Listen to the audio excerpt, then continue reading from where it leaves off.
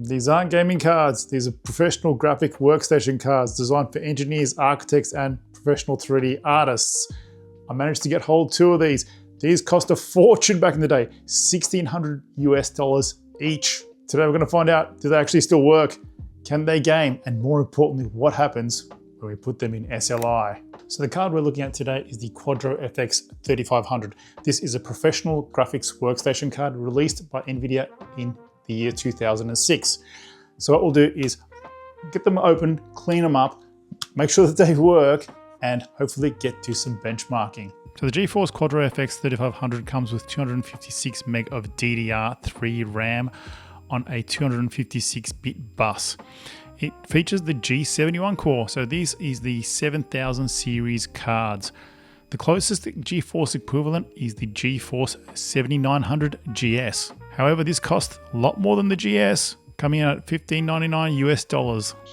So yeah, here we are, 2 Quadro FX 3500s. How awesome are these? So they're a little bit dusty. Got some nice, beautiful copper heat sinks on them. What I'll do is I'll take them off, clean this up. Let's get these guys in tip-top shape before we test them out in a machine. Really excited about this. First things first, let's get that heatsink off, renew that thermal paste. So these cards are actually in, oh, here we go, it's just come right off. It's nice and easy.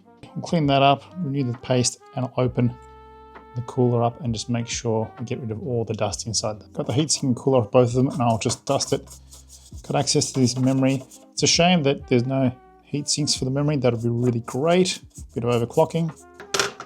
Okay, so both of these are looking great. Let's move on to those heat sinks.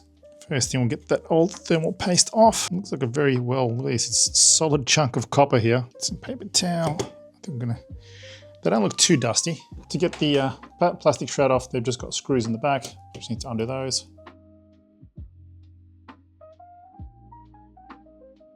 Not the worst. I have seen much, much worse. But yes, very well made solid copper fins as well. I'll take the fans off as well. Just get in there. You know what? Since I've opened it up anyway, may as well just go all the way. There we go. That's a bit easier. Much easier access. Can get right in there now. Oh, look at the dust coming off this thing. Whoa. Sometimes I am tempted to just give these things a light dust, but then you think, you know what? It hasn't been dusted in years. You may as well just pull it apart and just do the best job you can. Who knows when it will get de-dusted next.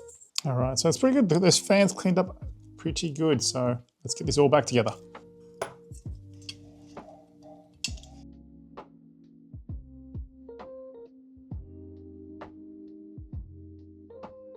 There we go, the Quadros are ready for some action. Okay, so here's our test system.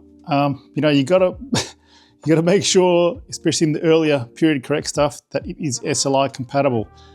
The earlier Pentium stuff was not SLI. They really didn't like Nvidia. So the weird thing was they liked ATI cards, whereas this AMD system, and this is an Enforce based motherboard. So what we've got here is an Athlon 64 4200 plus. Awesome CPU, 2005, 2006. So all period correct here. We've got 3 gig of RAM, and most importantly, 2 PCIe Express slots. This is such an interesting motherboard. It's actually got a Molex connector power straight to the motherboard. Haven't seen many motherboards that have that. It has the regular CPU power connector, but it's got this Molex one as well. So what we're gonna do is plug the cards in one by one, just to make sure they work, then try SLI. Okay, so let's try Quadro FX card 1. Oh, it's got a nice whine to it. Right, can we get a signal? No. Oh yes, blue light's on, come on, yes, okay. Quadro 1 works, excellent. Right, that was great, this card works, excellent. So let's swap them over and check card number 2. Make sure that works also. Okay, let's test card number 2. Fan spinning, always a good sign.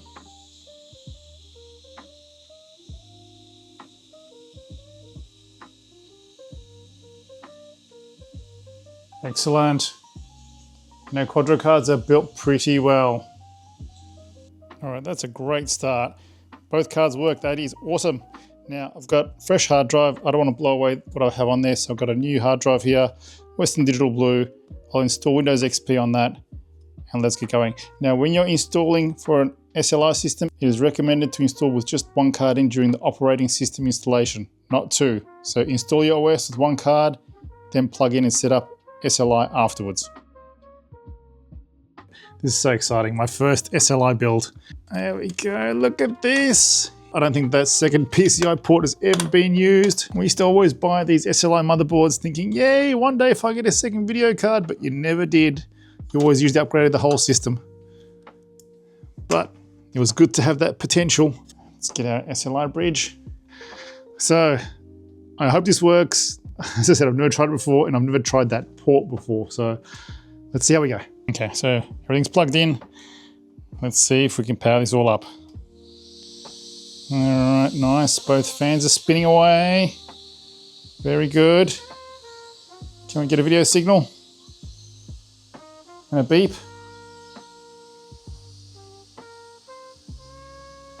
No, what's going on?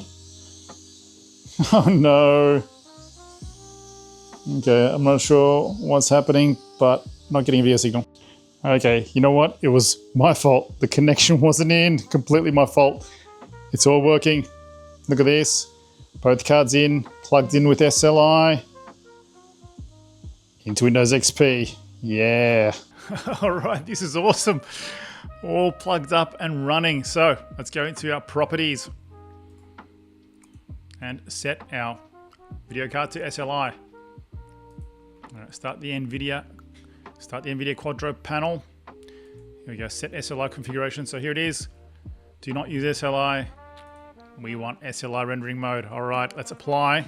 First things first, let's kick off 3D Mark and see what the difference is. All right, let's get some side-by-side action, shall we? Return to ProxyCon. This one's pretty cool. In terms of scaling, I'd say, you know, it's about 80 to 100%, pretty close to doubling the frame rate most of the time. I guess it sort of seems to drop more when there's probably more effects. So when this guy with the big chain gun just unleashes and there's sparks flying everywhere, it doesn't scale so well. But when there's just general, I think, polygons and geometry, it seems to scale really well. But excellent start. Next test is the Firefly Forest. This one's pretty taxing. You know, it's similar to the old nature test. Lots of trees, foliage, and really cool lighting effects. This one, it seems to scale pretty well. This one, I'd say it's more like 90 to 100% most of the time. Now moving on to everyone's favorite, Canyon Flight. Now this one, the scaling isn't too dramatic. We see sort of 50%, 60%, 80%, I'd say. It rarely goes up to double the frame rate. This one is a bit more taxing. That being said, going from 15 frames to 29 frames is a pretty big jump. It's for gaming, that makes a world of difference.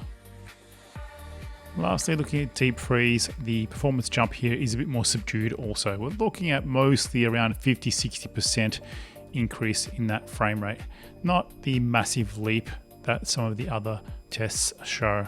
Let's look at those final scores. So, single card was 4,717, with the dual SLI 7,208. Well, that equates to 52% increase in points. So we're going to kick it off in 2005 with F.E.A.R. Now this game was an absolute blockbuster. On the left, I'm running single GPU. On the right, we're running with SLI. Straight away, you can see those frame rates are easily doubling. This is freaking awesome. Now, even a single card is no slouch. I'm running this game at 1080p, really high resolution, and you can see those graphics are sharp as a razor. It is looking awesome. Here we are walking up this hallway and going outside a bit, and look at this. Frame rate is easily doubling. SLI is just working absolutely perfect here. As I'm walking through this hallway and looking out now, look at this. The SLI is going insane. 100, 150, 160 almost. This is crazy. We can see this game is really utilizing SLI to the max and scaling so well. What a great start.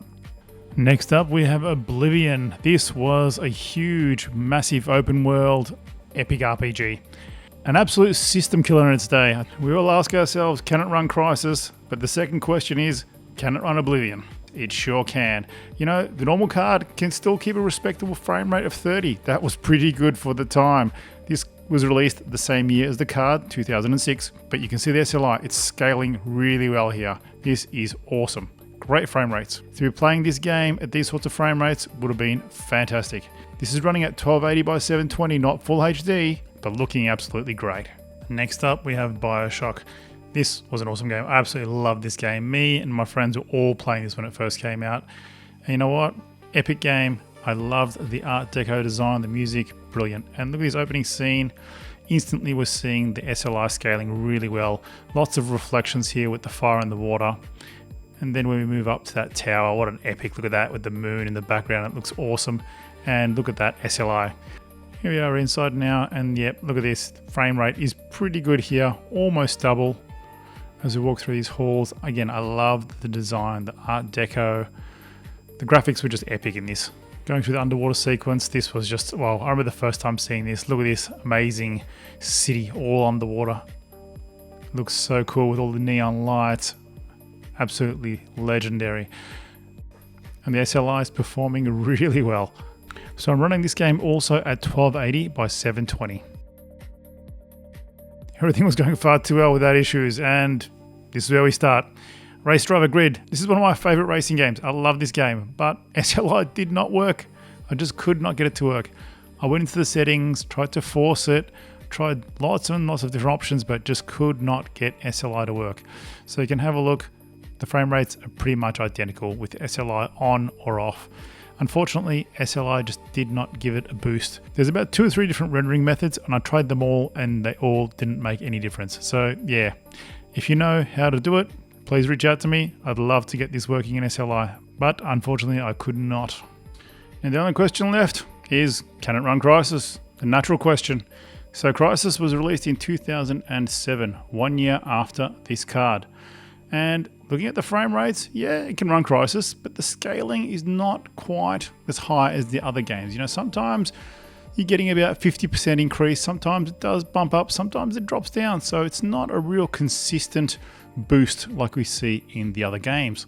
I am running this at 1280 by 720, and you know, Crysis is a system killer, as we all know.